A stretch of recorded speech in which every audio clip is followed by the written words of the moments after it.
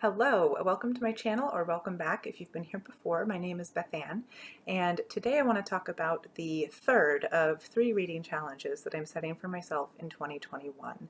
So if you've checked out my channel before, you might have seen my first reading challenge, which is Jane Austen related. Link up in the cards, and then my second challenge that I posted earlier this week is my Goodreads Fantasy Challenge, and again, link in the cards if you want to check this out.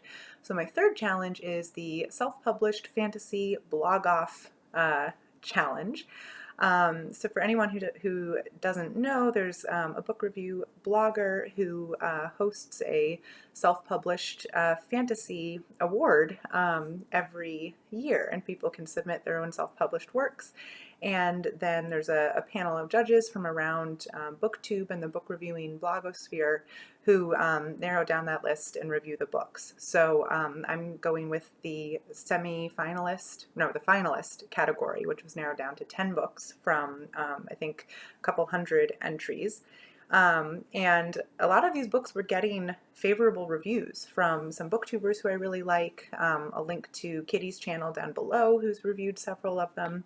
And so I thought this would be just a fun thing to do, partly because I've been wanting to read more self-published books, because that's one thing I kind of like about the state of modern publishing, is that, of course, the commercial publishing industry is just totally dominated by a few big houses, and it can be really, really hard to break in and to get your work seen. And so, of course, that excludes a lot of authors. And so with Kindle reading and Barnes & Noble's, the Nook reading, but all the e-readers out there, self-published authors have really been able to get their feet in the door and start having people read their work and even making a living off of it. And so I really want to support kind of that accessibility of more diverse works from a huge number of authors that just don't capture the attention of the big publishing houses for whatever reason. So that's been a goal of mine for a long time. So this is part of kind of sticking with that goal. Okay, so 10 books. I'm just going to go through the titles, and like I did with my Goodreads Fantasy Challenge video, I've tried to condense the summaries for each book into like 1 or 2 sentences, which might be humorous or might not. We'll see. So book number 1, these are in no particular order. Book number 1 is Shadow of a Dead God by Patrick Samphire. This is the first in a series, and it's the only one in the series available.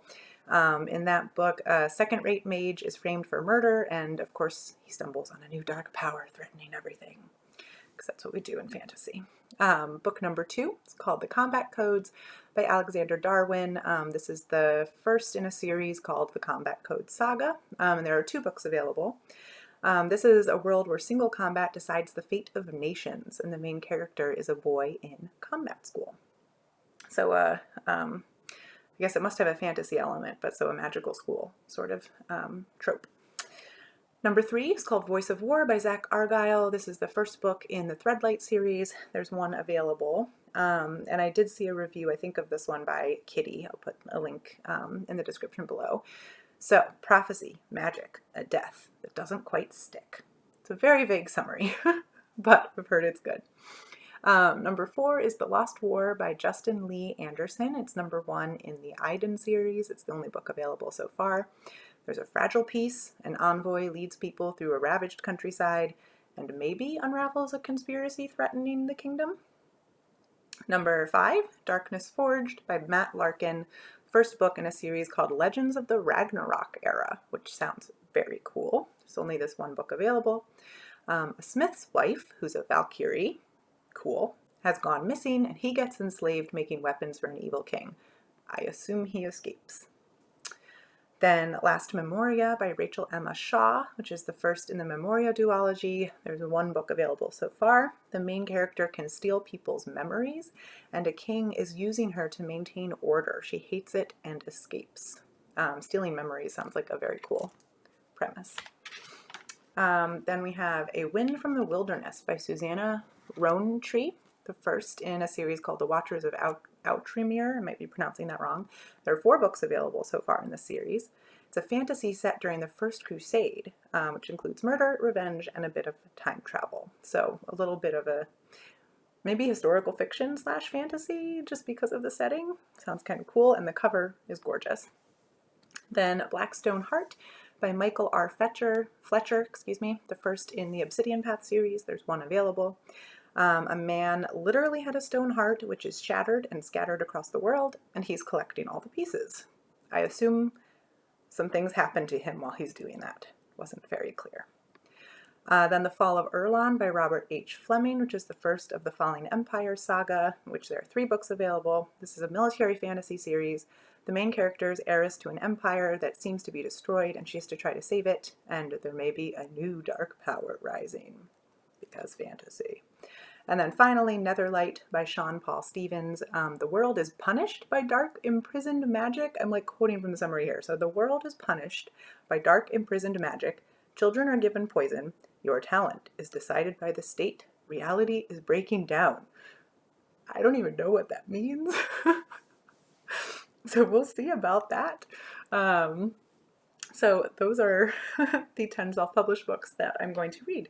I thought it was interesting looking at the summaries. I was just looking at the summaries on Goodreads because that was easy to just click through to the books I wanted, and just comparing the summaries from books that come from major publishing houses to the summaries from these self-published books, where presumably the authors have more say in what the summary says, was just interesting. I mean, they were very different in terms of the amount of detail included. There's a lot less detail included in the self-published summaries, and they read very differently, whereas especially fantasy book summaries, when they're coming from big publishing houses, it almost feels like there's a formula or something that people are following when they're writing the book summaries, because I almost like find it hard to pay attention through the book summary because they're so kind of uniform. Maybe this is just my brain and other people don't have a problem, but with the self-published book summaries, they were just all over the map in terms of kind of the structure, and like I mentioned, the level of detail that they went into,